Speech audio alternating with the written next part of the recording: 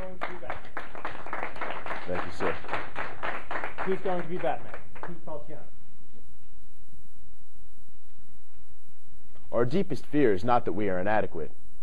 Our deepest fear is that we are powerful beyond measure. It is our light, not our darkness, that most frightens us. Our playing small does not serve the world. There is nothing enlightened about shrinking so that other people don't feel insecure around you. We are all meant to shine as children do. It's not just in some of us, it's in all of us. And as we let our own light shine, we unconsciously give other people permission to do the same. As we are liberated from our own fears, our presence liberates others. That's a quote from the sports drama Coach Carter. Adults frequently ask children this question: what do you want to be when you grow up? You may think some of the most common answers to this question are, I want to be a doctor, or I want to be a teacher, I want to be a celebrity or an astronaut. But according to SurveyCentral.org, the most common answer to this question is other. Something not specific. I met a boy just last summer whom, when asked this question, told me, I want to be Batman. I think that those kind of wild answers that you sometimes hear to that question are what SurveyCentral.org means by other. Unfortunately, very few children grow up to become their childhood dreams. When I was younger, I wanted to be just like Steve Irwin, the crocodile hunter. Myself and a friend I used to have spent all summer long, every summer, running through the woods, digging through the dirt, flipping over rocks, looking for snakes or other creepy crawly critters. And we would catch them, inevitably getting bit by them most of the time, and keep them for the summer. I recall once a 3-foot-long snake escaped in my mother's house, and she was furious, not because it escaped, but because we never found it.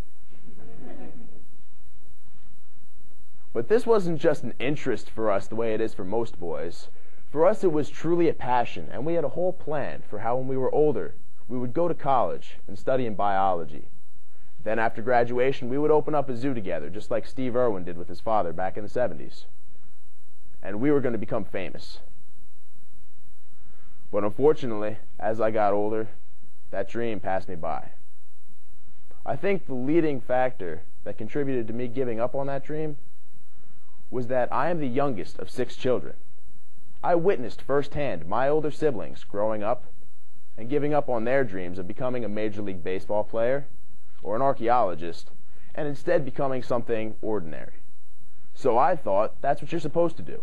When you get older, you put away childish things, as the saying goes, and you become something that's more socially accepted than a reptile guy. Another thing that commonly causes children to give up on their dreams is in schools. In school, all children witness bullying of one form or another.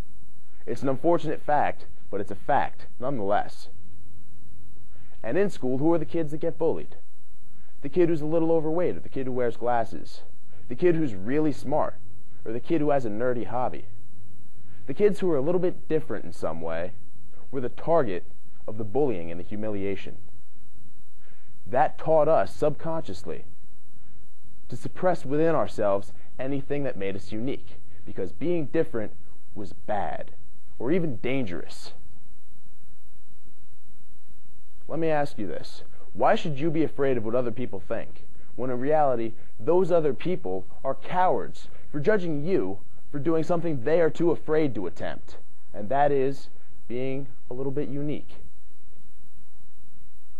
I say again, there is nothing enlightened about shrinking so that other people don't feel insecure around you. We are all meant to shine, as children do.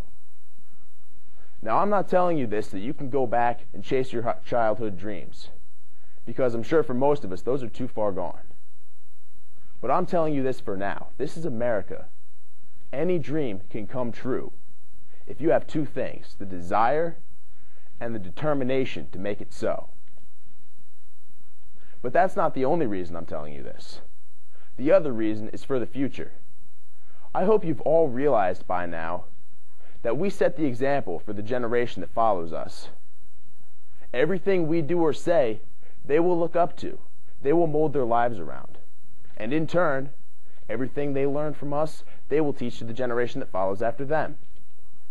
So what example will we teach them? Will we show them that they should give up on their dreams because they might fail, because they might get picked on? If we do, we're going to condemn the next generation to working at McDonald's flipping burgers or sitting behind a cash register, hating their job and their life, day in and day out, because they're not pursuing their dream. Let me ask you this. How great would the world be if all the kids that want to be doctors grow up and become doctors? Healthcare would be so much more affordable and available, and it wouldn't be regulated by the government. How great would the world be if all the kids that want to be teachers grow up and become teachers? America wouldn't be 25th in the world in mathematics. Imagine if all the kids that want to be astronauts grow up and become astronauts. Our technology and space exploration would be out of this world. And imagine how low the crime rate would be if all those kids that want to grow up and become superheroes don't give up on their dreams and grow up and actually become caped vigilantes. Batman didn't have any superpowers, folks. He just had some cool gadgets and a desire and determination to fight crime and stop bad people. So I ask again, what example will you set? Will you show kids that they should give up on their dreams before they fail? Or will you set the kind of example that that boy that I met last summer can look up to and know and believe that he can become Batman? Thank you.